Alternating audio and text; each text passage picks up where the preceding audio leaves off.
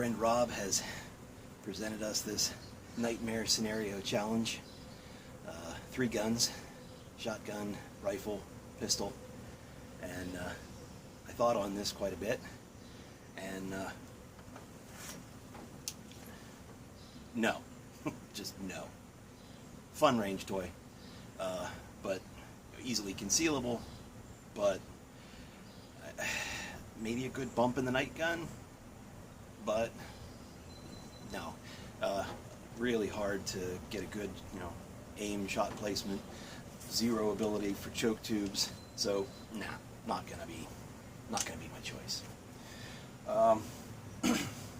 I love simplicity, and for the most simple, functional, reliable, I would go with a single shot. Yeah, NEF, 12 gauge, break action.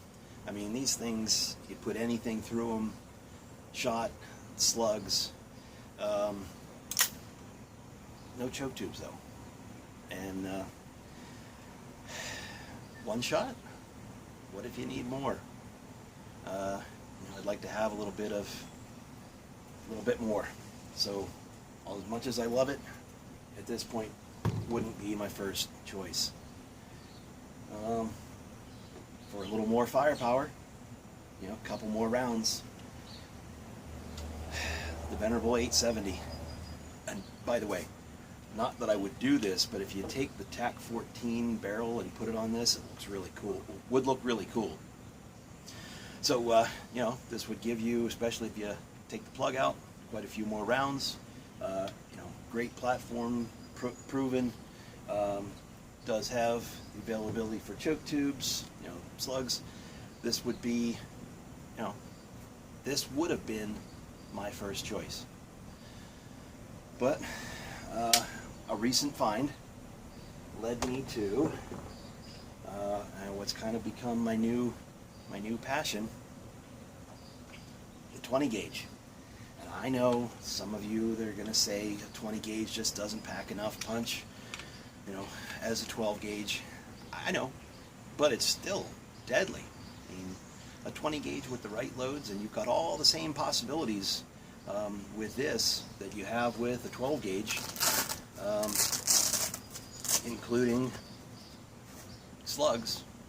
And well, I'm going to cheat a little bit because this is my first choice. This is the gun that I would take. It's light. I've actually shortened the length of pull a little bit because this was really intended for my son to be able to shoot, and we go shooting clays. But then I made another lucky find, stopping at one of my favorite locals, and I found this. So I'm cheating. I'm going to pick one gun, but I'm going with 2 barrels. 20 gauge rifled slug barrel, cantilevered scope mount, ported. So this is going to give me the ability to shoot sabot slugs. And this is something, when I dive deep into researching something, I kind of dive deep. And this is something I never knew before because, 20 gauge wasn't my thing. They're yellow. And I didn't know that they're all yellow. This was done standardized as a safety measure because 20 gauge will fit inside of a 12 gauge barrel and slide down inside the forcing cone, becoming a barrel obstruction, an explosive barrel obstruction. And you could put a 12 gauge round behind it and you got a big boom in your hands. So I never knew it, but 20 gauge shells, modern 20 gauge shells, are all yellow.